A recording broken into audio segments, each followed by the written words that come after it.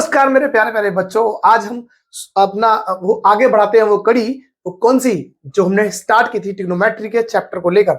और ट्रिग्नोमेट्री के चैप्टर से 8.1 से पहले 5 क्वेश्चन हम कर चुके हैं। अब बात आती है छठे क्वेश्चन की। और छठा क्वेश्चन क्या है आपके सामने है, यह लिखा है भाई, अगर कोण ए और कोण बी एक न्यून कोण है, ठीक है, तो इस तरह से है कि cos A बराबर है cos B के, तब हमें बताना है, साबित करना है किसके, कि एंगल A एंगल B के बराबर है, ये साबित करना है।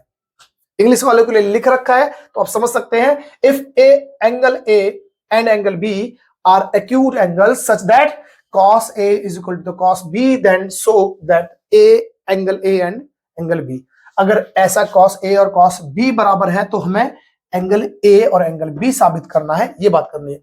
तो सबसे पहले हम क्या करेंगे, बनाएंगे भाई एक राइट एंगल ट्राइंगल। लो ये बना दिया मैंने राइट एंगल ट्राइंगल, ठीक है।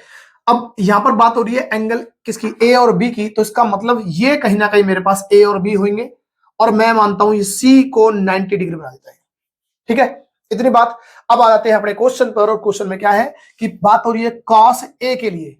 अब बात आएगी दिमाग में कि सर कॉस का मतलब क्या होगा, तो कॉस के मतलब के लिए हमने बात बता रखी है कि या तो लिख दो लाल बटे कक्का, क्या लिखोगे, लाल बटे कक्का, नहीं तो लिख दोगे पंडित बद्री प्रसाद और हर हर बोले और सोना चांदी तोले।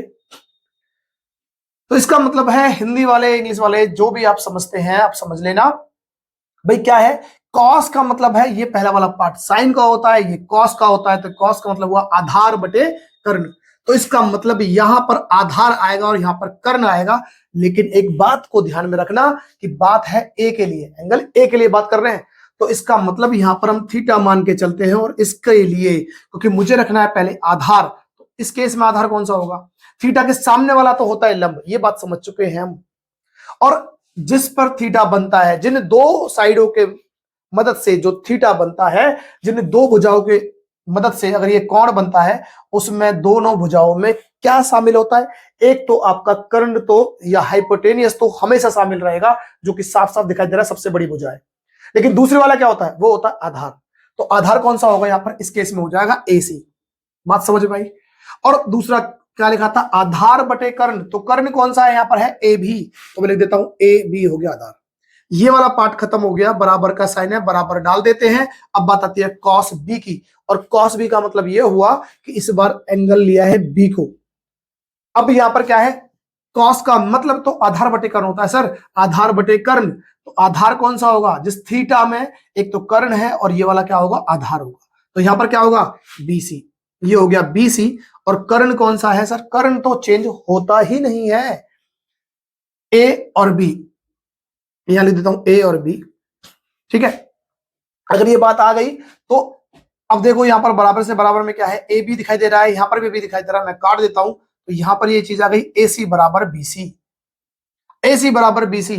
अब यहां पर देखो भाई ये AC था और ये BC था, अगर ये दोनों बराबर हो गए तो एक बात हमें समझ में आनी चाहिए कि भाई अगर बराबर साइडों के सामने वाले कोण भी बराबर होते हैं, ठीक है। तो अब अगर ये दोनों साइड बराबर हैं तो इनके सामने वाला कोण कौन सा, ये रहा, और इसके सामने वाला कोण कौन सा, ये रहा, तो ये दोनों भी आपस में बराबर होंगे। अगर ये बात है तो हम कह सकते हैं एंगल A बराबर एंगल B के।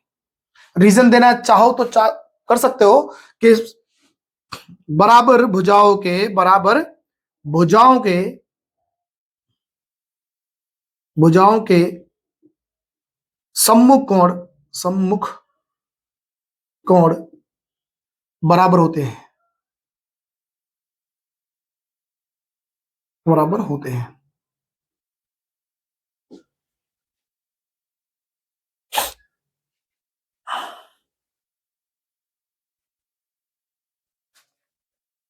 ठीक है। और इंग्लिश में देना चाहो तो लिख सकते हो कि angle opposite, angles opposite to the equal side, equal side are always equal, ठीक है। कि भाई बराबर भुजाओं के सामने वाले कोण बराबर होते हैं। अगर ये बात साबित आ गई तो अगर ये हमें पता है तो हम यहाँ पर कह सकते हैं ये क्वेश्चन खत्म हो गया, क्योंकि हमें चाहिए क्या था, एंगल ए एंगल बी के बराबर, तो ये क्वेश्चन हो गया खत्म। ठीक है।